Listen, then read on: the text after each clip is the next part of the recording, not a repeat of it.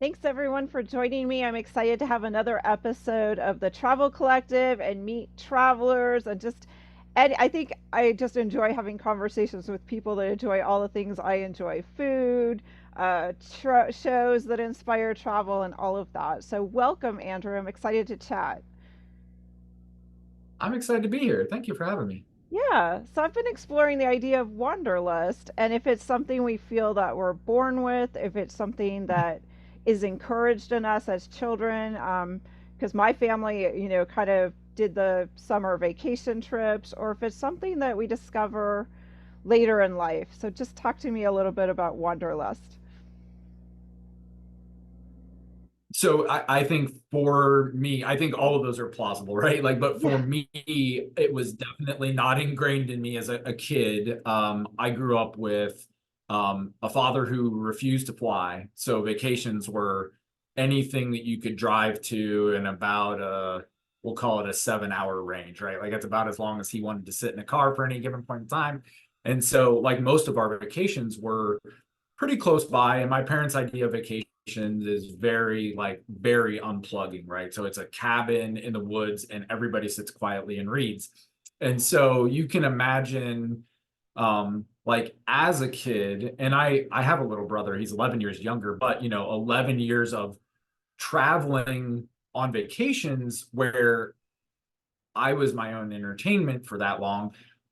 I spent a lot of time like running around in the woods and basically being away from my parents and entertaining myself. But we didn't do Disney World or any of that, right? So I don't think that as I grew up, this idea of like family vacations didn't feel like it had a lot of like romance or intrigue or excitement to it. And it was definitely a thing that much later in life was discovered by my wife and I. And I will tell you that we did our honeymoon. A guy that I was working with had a cruise, like a cruise all inclusive hotel package to Grand Bahama. And so we did our honeymoon there and we did it. And this is me, like I was being very fiscally responsible, but so we got there and we just didn't have a ton of money. We were married pretty young. I was 22 at the time.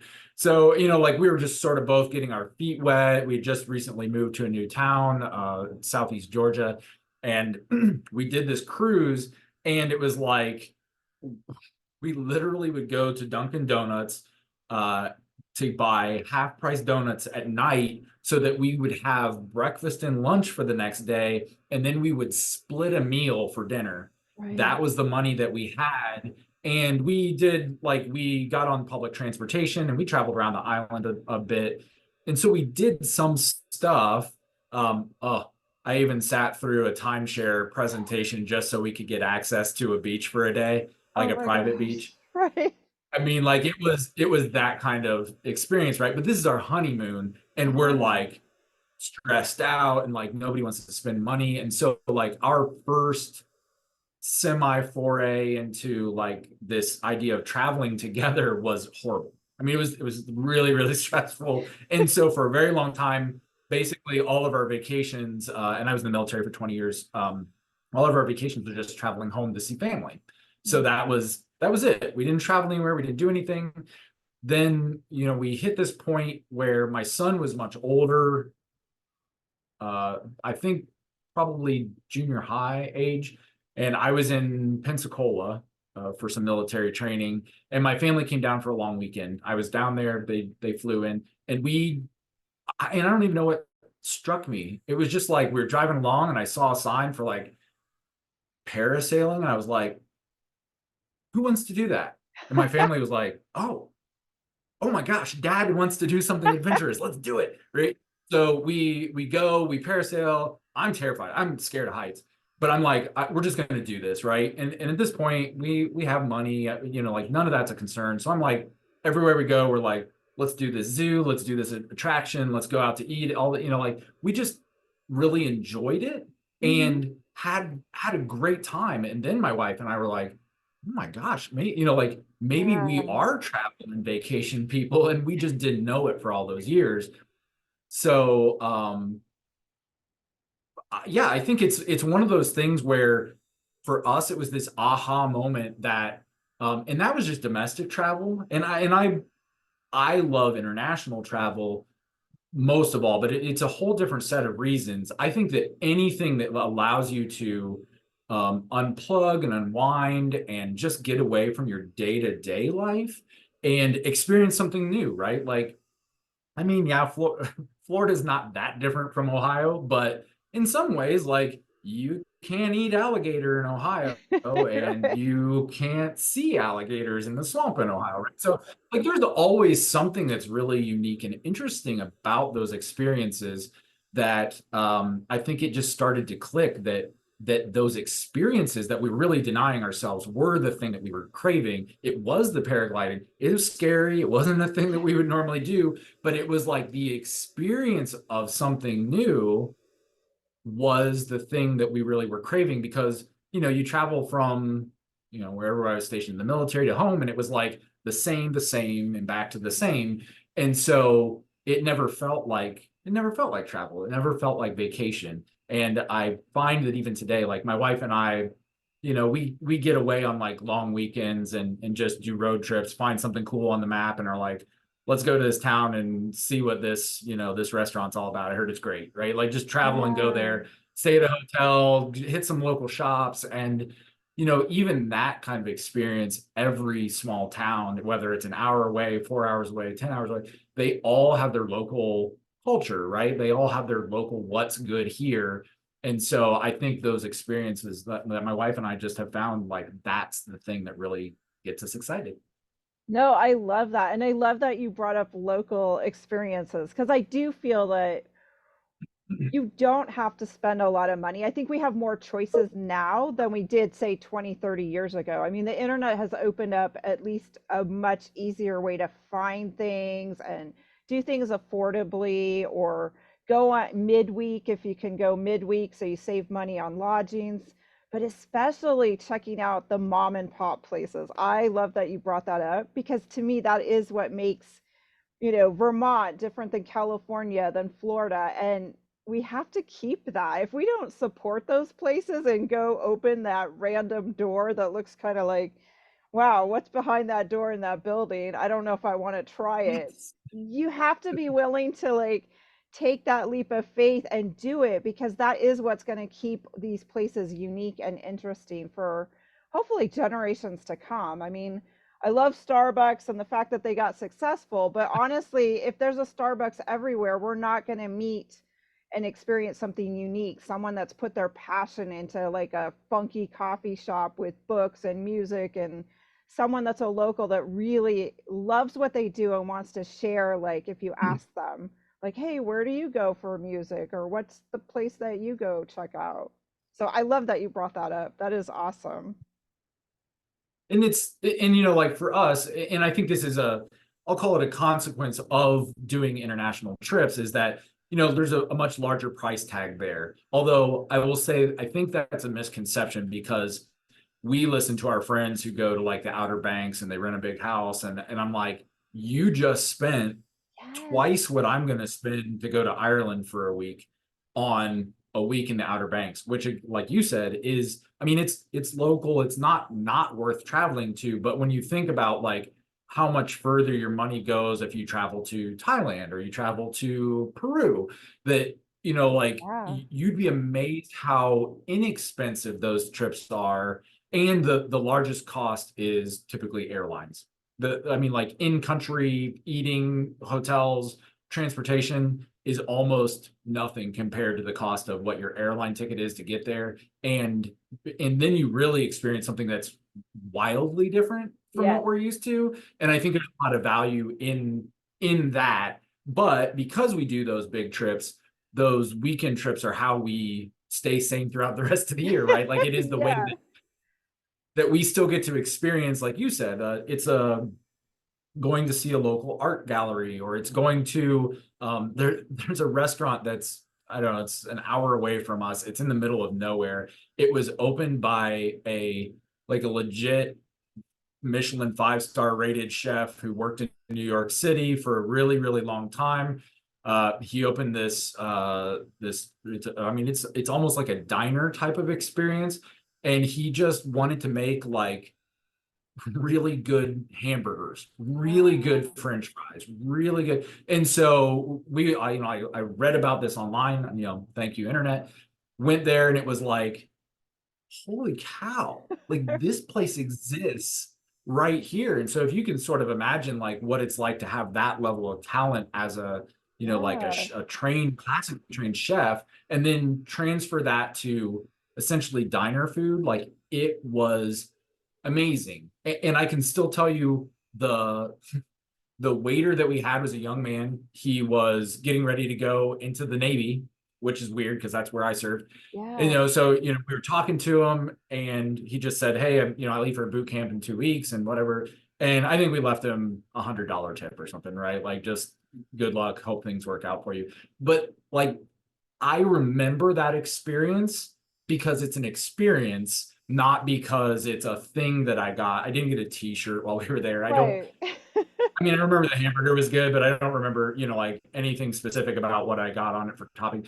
It was the sort of like the whole experience of the story that's Right. very locked away in my brain now. And that's what I take away from travel are all of those little experiences about the people that we meet and the locations and, like the interesting buildings or monuments. I mean, like all kinds of things. The I think it's actually the world's longest ongoing fire is not far from me. It's a coal Wow. mine that Okay. caught fire. So the fire is legitimately like below ground and has been burning for, I don't know, 100 and something years, Oh and my they don't gosh. think it'll burn. I mean, like it's not gonna burn out till coal is gone. So it's like, and we didn't discover that until we went to the Moonshine Festival, right? Like Right. it's just one of those things where we didn't expect that to be a part of the history lesson that we learned, but it just popped up because we got off the couch and went and did.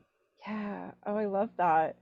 I noticed, I remember in your pre-interview, you mentioned that Puerto Rico was a place that you would go back to or you've been there more than once. Talk about Puerto Rico, because I think for a lot of us in America, we don't, or the basic 48 states of the US, we don't realize how accessible it is or, it's just kind of over there. So talk to me about Puerto Rico. Yeah, so Puerto Rico was our first I'll call it outside of the United States. And like you said, because it's a territory, it's got this interesting distinction of being like um, having a lot of the same U.S. amenities, water quality, all of those things. So you don't have to worry about like, can I drink the water? Can I brush my teeth? It just, like it's like you would be here. But it also has this wonderful, unique culture, probably very similar to Hawaii, though I've never been to Hawaii, that like it grew up under one culture and then became associated with America later, because they're a territory. I think they've maintained a lot more of their culture, which is I mean it is really neat, right? And Puerto Rico has this really fascinating distinction. So it's an island. It's not terribly big. It is really not far from the US. I mean, like it is a very, very short flight to get there. Hey, you drive on the right side of the road. The street signs are all in English, all of that good stuff. It has a mountain, a rainforest, a cloud forest, a desert. We've swam through caves. There's Wow. beaches, there's bioluminescent bays, which is unique to just a couple places in the world. And Yeah. I can't even begin to describe how amazing that phenomenon is. I mean, like it was wild how beautiful it was. And you'd see, like, so every sort of agitation of the water sets these Yeah. little microorganisms off and they light up. And so you'd paddle. We were on paddle boards, Oh, nice. stand up paddle.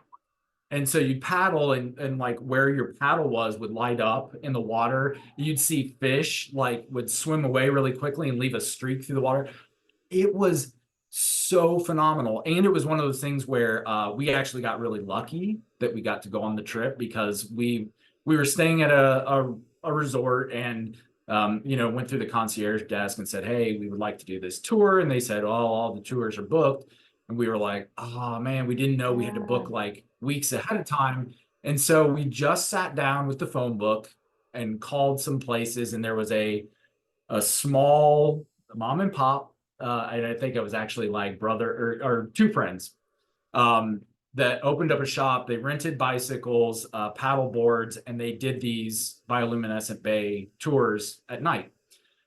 Called them, said, hey, we're just calling around. They're like, oh yeah, we got lots of room. So we were with like another couple and their kid and us with our son and got to go do this very, very small group, very Wow. intimate. It was the first time we ever got to go stand up paddle boarding, which is, was an absolute blast to go learn how to do that in Yeah. addition to it's, um, yeah, it was just phenomenal. So Puerto Rico is very, very accessible. It really doesn't take a lot of time to drive around the island. Um, El Junque is the mountain, has great, like you can climb all the way up to the mountaintop, be above the clouds. Like really, really geographically diverse in the southwest corner is a desert. It just that gets very, very little rainfall, sand, cacti, everything you would expect to see out of like an Arizona desert. Um, That's the crazy. most I concrete had shells no I've ever idea. seen in my life. Wow. Yeah, great, great food. So there's sort of like on the northeast shoreline, there's a city called Fardo, and they have a little area called they just call like the kioscos, which is like quite literally like kiosks, right? Like Yeah. it's very, very small. Think like food truck size restaurants, but no truck, right? They're just like little tiny buildings all packed together on this long strip. We went there, walked up and down, ate things at like 20 different restaurants. It was literally just like pop in, hey, what's good? Oh, you have mofongo, like we'll have this.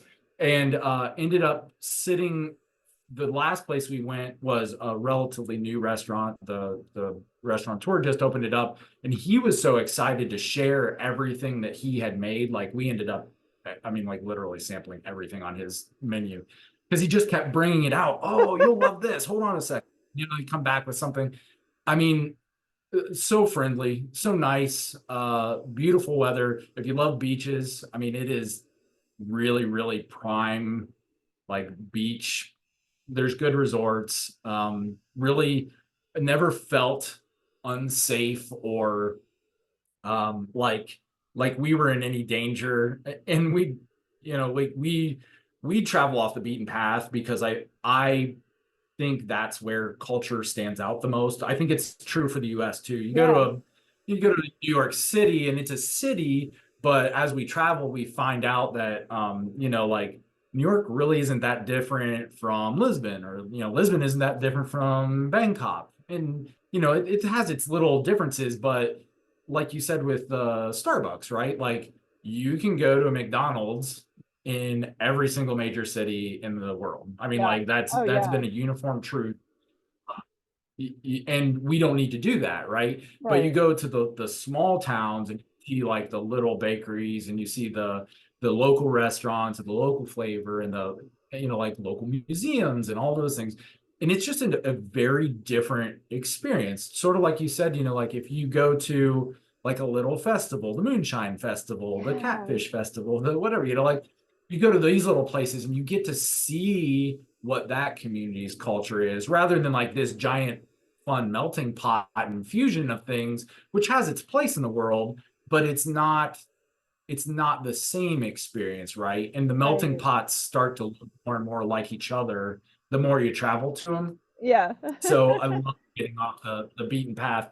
Um, and that's where like really we ended up in we did end up in a Burger King in Puerto Rico. It was Easter Day. It was the only restaurant that was open. Oh And yeah. had like this super funny experience because nobody in the restaurant spoke English. And we all speak, I'll call it, like sophomore year Spanish, right? Like Right. it's sophomore. It's bad, but it's enough that like we can laugh about it as we're trying to communicate, and everybody, everybody we've talked to, if we've gone to Peru, Ecuador, Puerto Rico, like those have been the Spanish speaking countries, they just appreciate that you try, Yes. right? they Yes. they appreciate that you're giving it a shot. You can ask some questions, they can give you new words, you get to try some stuff on and feel a little good about your cultural skills. But like it's a lot, if you have a really good sense of humor and you don't get frustrated about those things, Right. um, we've found, I mean, infinitely, no matter where we've gone, if it's Morocco, if it's Thailand, if it's Iceland, um, you can get by, but just by being friendly, right? Right. By being Oh yeah, friendly, by exactly. smiling, by making the attempt that people will welcome you in. Absolutely. Yeah. And And so that's a Puerto Rico big thing. was that, yeah, Puerto Rico was that leaping off point for us where we thought like, oh gosh, this was such a different cultural experience that opened our eyes to something so new that we can now go off and do this in other places. And then our next trip was Peru, Ecuador, Iceland, Portugal, Thailand, Morocco. We're literally in a week going to Ireland. My son is better traveled than I am. We sent him when he was in junior high. One summer we sent him for 2 weeks in England, France, and Belgium, I think. And then the next summer we sent him for 3 weeks and he did England, France, Belgium, Austria, Germany. So he's hit more countries than we have. His passport's better traveled. But and he did all of that before we did. Oh And wow. that's so I think that you talked about like, is wanderlust, is it something that we find later in life? For us, it was, but then it became something that we helped him learn to love. Yes. And he's going with us to Ireland. He's 25. Um, we still take him. We still want him to have those experiences. We still want him to spend time with us. Yes, I Although, agree. I think it's great when you can spend time with family and multi-generational, or even, when you have adult children, because those are bonding experiences. And just like you mentioned, travel is, that things can happen. There might be a mishap and you have to work through it, or just you get to see different sides of your personality. You get to try new things together and create these amazing memories, which I love. yeah, and so he, I don't know. I'd say he grew up a picky eater, but I think he just grew up a kid, right? Like he grew up very much chicken nuggets, French fries, hot dogs, and those were the sort of the things you could get him to eat reliably. And so he, for a while, he would always tell us, like, I don't want to go to that place because I won't find food that I can eat. Or I won't, he totally didn't go with us to Thailand because he was certain he wouldn't find anything that he could eat. And we made him go to Morocco. I mean, made him, but, like, we Yeah. basically said, like, this is where we're going. If you want to go, like, this is it. And he came along and he had a fantastic time. I had no problems being adventurous once he got to the, like to the place. I think he still, craves a good tagine of, chicken and couscous. Yeah. He doesn't know, because in his mind it's new, it's different, it's not something that we cook in the house. And he can't, he kind of can't relate to it. But once you get him there and you can put something in front of his face and he can smell it and he can taste it, he opens up very quickly. So I think that it's been one of those lessons for him that we've really tried to help him learn is, we can travel and we can eat. And I will tell you that one thing that we do in every single country we travel to is we get pizza, Yes. because you can Oh, get pizza, but not, I mean, not like a Domino's, a Pizza Hut. Like we go to a local pizza place. So, like what Peruvians think of as pizza, we got this pizza with that had like fruit on it, and I don't mean pineapple, I mean like all kinds of bananas and stuff. I mean, what different cultures see as pizza is so fascinating. How they flavor, the Yes. tomato sauce, or if they even use tomato sauce, or um, it's such an interesting comparison point to see how that culture translates this dish that like we're very familiar with, right? And we probably have our Right. favorite place in the States. And but then to go someplace else and see like, well, what do you put on a pizza, and like how do you bake it, and what's the crust like? And I Right. mean, it's just super interesting. And we make it, and we started it in Peru. And I think we just lucked into it. We stayed at a really neat place in Ecuador that was like a hot springs spa, and it just so happened the only restaurant that wasn't associated with the resort property was a pizza place within walking distance. And so we were like, bah, we're not going to eat here anymore. We're going to go out in town and do some stuff. Yeah. And it was like, and then from that point on, we were like, oh, we've got to do this everywhere. Right. Everywhere we go. Right? And so we've made a complete habit of it. And our pizza adventure in Thailand was at uh, a Thai version of a German beer house eating pizza. Oh, that's crazy. Where would you find that? That's totally unique. Yeah, I mean, it was just an odd thing, and I don't even know why we were like, yeah, we should totally go to a German beer house in, In Thailand. Pattaya, Thailand. Yeah, I don't know. It was one of those places that was like, well, that's weird. And then we got inside and we are like, oh, they have pizza? Let's Yeah. try some pizza here, Like, so I love that experience of being able to compare something, like I said, so familiar to all of us. And, honestly, it's not hard to talk kids into eating pizza, right? Like, this Right. is a Right. place, like, if you are traveling as a family, it becomes a very easy thing to do that. And I would say, even, like, we might turn our nose down at eating at a McDonald's or eating at a Burger King or something, but even, like internationally, those places have pretty different menu items. Like, you can Yes. probably still get a burger, but you can also get like unique sauces or unique items. And so, I mean, even those, if you were traveling with a kid who's a picky eater, they become kind of fun little mini adventures too, because they also Hmm. become like this comparison point. My son was showing me, and we didn't see this when we were in Thailand, but Thailand had what they called, I think it was at Burger King, what they called the real cheeseburger. And it was something like 20 slices of American cheese on a hamburger bun. No Whoa. burger. It Right. was just cheese on a hamburger bun. It was a real menu item, and they were, I guess, super thrilled that they had invented the like all cheese real cheeseburger. Yeah, Hey. he thought it was hilarious. He was like, "Did you guys eat this?" I was like, "No, I don't think I could have even eaten that." It's like a entire pack of Kraft singles just in one sandwich. So, Wow. um, But you have eaten some so amazing different things.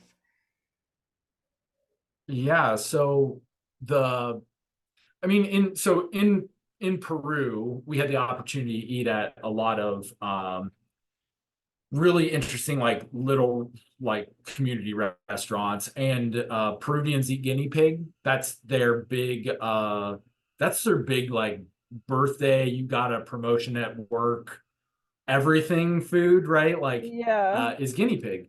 And I was raised in a house. My brother always had guinea pigs for pets.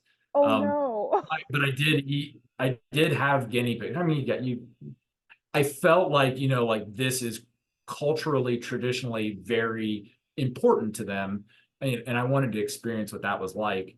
Um, but alpaca, and in alpaca, it's served more like a steak, right? Like it's like a big piece of meat. Very good, almost like an like a Argentinian like steakhouse type Right. of experience, like just really good, like grilled over an open coals type of experience. And then the oh, why am I going to draw a blank on this? So the Peruvians make a a, a semi-alcoholic beverage out of corn.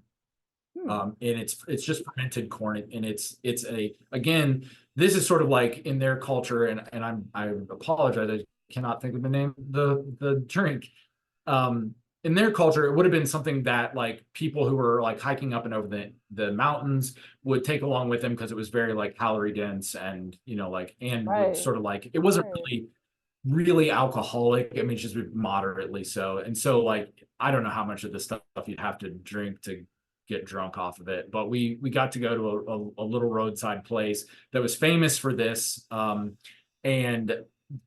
we went in, we tried it, and then we learned that the way they start the fermentation process is they chew the corn and Oh. basically spit it to this big pot. It gets boiled. I mean, it really, it sounds worse than it probably is, but like the enzymes in your spit Oh, help to break right. it down and start the fermentation process. So we got to meet it actually got a picture with the little old Peruvian lady who chewed up our corn beer and spit it into the pot. And I didn't pick a guinea pig, but they had a room full of guinea pigs where people would just come and say, like, I want that one Oh. live running around. Like, yeah, I mean, like that was very wild. And then Ecuador, we got an experience to go to a village that's out in the rainforest, and had a very traditional like their meal, so very fresh fruit. In Ecuador is amazing because it has this year-round growing season. They're famous for their roses, that's like their big export, Oh, but wow. bananas and anything you want. I mean, like it all grows year-round. It's not like Ohio where you have a few months where everything comes up. And so we ate fish out of the river and grubs, which was awesome. And I will say, like, if it wasn't for our guide, I may not have tried that one, but he said it tastes like pork rinds.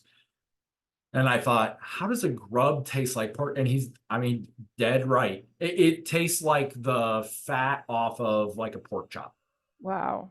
It's so strange that, like those are the flavors that definitely come through. Right. Uh, Wild. Got so my best food story is Thailand.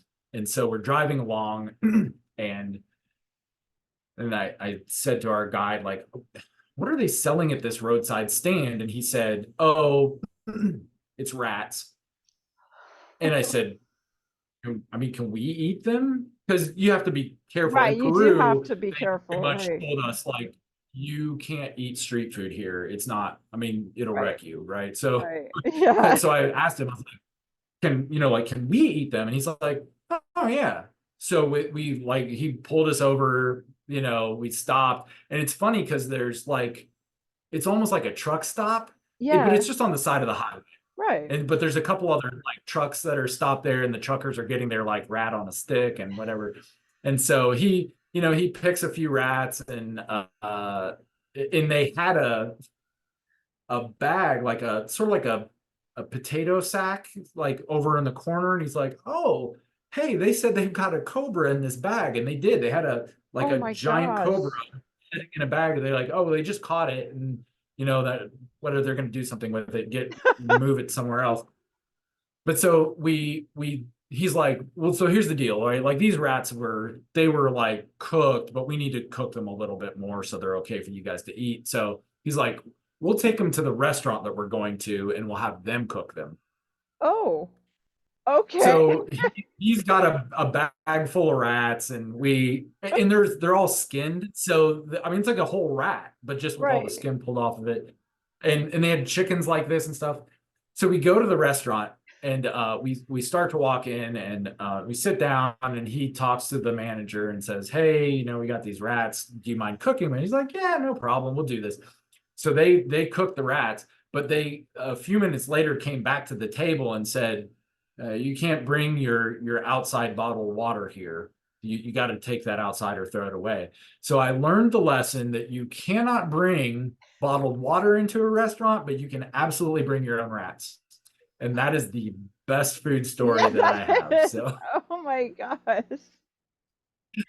That is a crazy story. And the fact that you know what you're going to eat. I don't think I could know that I was going to eat that. I'd be the person like, just don't tell me what it was. Bring me the dish. You know? yeah, and I think that it's like I said, for me, it really isn't, and I always worry that people are like, oh my gosh, this is the guy that wanders around the world eating animals, and it's not that because it's been fruits and vegetables and rice dishes and Oh in yeah. in all of this, right? We had these really lovely puff pastries in Morocco. Morocco they were a French colony for a very long time, so they have a big French influence, especially in pastries. And these pastries were pigeon Oh, meat. So pigeon and like really heavily cinnamon spiced, so and drizzled with honey and powdered sugar, and they were phenomenal. Again, wow. it's not about the animal or collecting like Right. these things. It's the what do you eat locally? Right. Because I want to understand, and rats are one of those things where we think of them as kind of like disgusting and whatever, but we think of rats as being like dirty and living in a gutter in New York City. In places like Thailand and Vietnam, they live in rice fields. Right. So, I mean, they're very much just sort of wild game that they're not necessarily the diseased and horrible product, and they actually pull them out of the rice fields to keep them from destroying crops, and then they just become a food item that people can get. So like it's understanding how it's related to the culture, Yeah, and that's true. why it becomes an available food source, or why do people think of this as a food source in these cultures. And it's different from us, and it is because Yeah. like a rat in our society is a very different context. Right. We're still thinking of like rats and the bubonic plague, right? Like Yeah, it's yes, exactly not the right. same experience culturally, and knowing that makes it, like you said, like I don't know that I could get past that, but understanding that, and even understanding that, like when I go to a restaurant and I order a guinea pig, the restaurant owner thinks I'm celebrating something, Right. right? Yes. And Yeah. so they don't think that, like, I didn't roll in on a Tuesday night to pick up a birthday cake because I'm just gonna go home and eat it by myself. Like they're like, oh, what are you celebrating? What's going Yes. on? And Right. for me, it's I'm celebrating being here. Like this Right. is new Yes. to me. I'm Yeah. so excited. And so, like they appreciate that, right? Like they know, like you're celebrating, you chose their restaurant, they get to serve you your birthday celebration dish, right? Like whatever it Right. is. So that cultural context is super important to understand, like why they are excited about serving this dish. Right. It's not because it's the most expensive thing on the menu or what. I mean, like it is literally they just want to be a part of my celebration. So yeah, I love how food connects people, and how, again, being willing to step outside of your comfort zone and try a few bites. And I'll be honest, like there are absolutely things I've tried that I will never eat again. Whale meat is one of them. It is, oh, as horrifying stuff. But there are people in Iceland who love it, love Right. it, love it, love it, right? Like it again culturally significant. It's why I tried it, because I kind of want to know where, like I want to know what that experience was like for this culture, these people. Icelandic people also love hot dogs. Oh, Love hot dogs. Yeah, interesting. you can find hot dog restaurants like almost like little food stands everywhere, everywhere, everywhere, and they don't taste like American hot dogs. Again, like you have to kind of Yeah. understand Iceland's a very barren place. There aren't pigs Right. really, so there's Exactly. not a lot of Yeah. pork product. An Icelandic hot dog, they're not imported; they're made there. Um, yeah, we got to go to a greenhouse in Iceland that grows tomatoes year round because Wow. Yeah. and otherwise have no real growing season. And they do everything. They did tomato beer and tomato ice cream and tomato. I mean, it was like, this is our product. We're so proud of this thing. And we figured out all these different ways to like serve it to people or get them excited about it. And that's a very modern thing for them to have this Right. like geothermal heated greenhouse and to be able to just pick a tomato off the vine for them anytime was like an amazing achievement for them. So again, to be able to like to eat a tomato in Iceland is Right. a unique and different type of experience. Yeah. Oh, I love that. Yeah, and like you said, just even a simple hot dog, which to us we kind of think of, oh, is that's common, but other cultures have picked up on that idea too. And it is a Oh, way to try something, get your kids to maybe try something different and see that they make it completely different. They're not the same from place to place. yeah, we were in Iceland in the winter time, but my wife and I were just like, let's get ice cream, right? And so we decided we were going to go find an ice cream place, and there was one that was open. The person we asked, and I won't even try and mimic like what the word was, but told us what street this ice cream place was on. It's not very far. It's this street. Just keep walking until you see this street. Turn right. The ice cream place will be right there.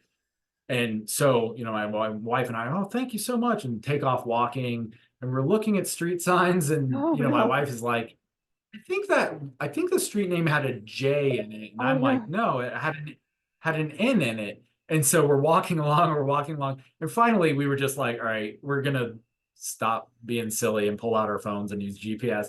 And we were close, but like we sort of look at the street name and it's none of the above, right? And Oh so we're yeah. laughing because we're like, we don't have the ear for the language, and we can't, like we can't read it to sound it out because Icelandic is a very, very hard language, like one of the hardest in the world, I guess, to learn. Um, and so, we laughed so much about, is it a J? Is it an N? We didn't even hear the same word when he told us where Right. we were walking to. Um, those experiences, right? And those are such great things. And I did say, you had this question on that pre-interview questionnaire about like, what don't you pack? Cameras. I don't pack cameras. Uh, I want to be there in the moment. I know all these stories. They're in my head. I couldn't improve them by showing you a picture. Right, It's the right. story, right? It's the connection. It's the story. And by being there and not always constantly looking, like at my phone or at a computer screen, like I can smell things, I can hear things, I can, like I'm very present to what that experience looks like. And that's been a big game changer for me for travel, is to not feel like I have to document everything. And we still take pictures. And like Oh, of my course. wife would not without taking pictures, but we are very choosy about how we pick and choose those moments. And it's not, like it's not constant. It's not trying to go back and relive the experience. We lived it, but we want to live it like Right, as we're there in the right. moment. So I did just want to mention that too. No, I love that. I love that idea of like get yourself out from behind your phone, be in the moment, ask for directions, try to figure it out, even if you're trying to Oh, scribble down yeah, or ask them like, how do you even spell this? Or making the attempt to say a few words in their language. Your curiosity. I mean, more things open up to you when you show an interest, you show curiosity. So many more doors get opened. absolutely. Um, do we, how are we doing on time? Do I We're have, running tight on time, so I wanted to hear a little okay. bit about Ahead Support, your company, if you want to touch on what you do, where people can reach out to you, and what services you offer.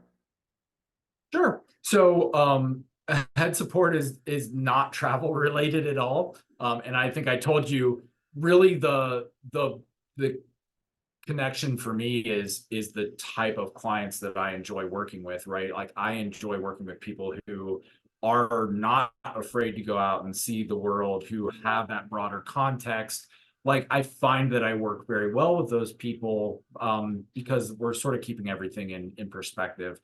So I head business support. I'm an HR consultant. I Oh, help wow. small businesses, usually under 50 employees, help them save time and money on their HR processes, so they can still find that great team, build that great support network within their company, but like at that stage in their business, they typically don't have the internal resources to have somebody who's up to date on all of the ever-changing laws and regulations within human resources. So that is what I do. People can contact me at andrew@aheadsupport.com. It's all one word, AHEADSUPPORT.com.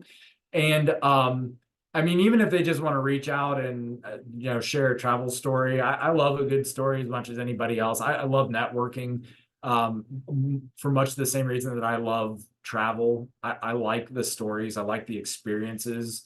I was in a meeting with a woman the first time I'd met her, just networking yesterday, and learned that she and I grew up in the same city. Oh, So wow. she's in California right now. I no longer live in that city.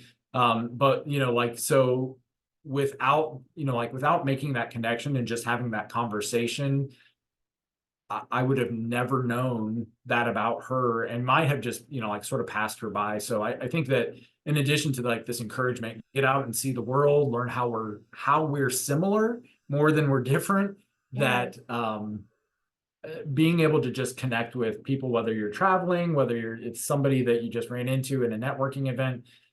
I love making those connections and figuring out how we make sense talking together rather than trying to figure out why I shouldn't talk to you, right? That concept of like you're not worth my time. I just really dislike that. I think everybody is worth my time. And it's amazing that when I talk to them, when I experience the place, when I ask the directions, when I eat the food, I find out that it's absolutely all worth my time.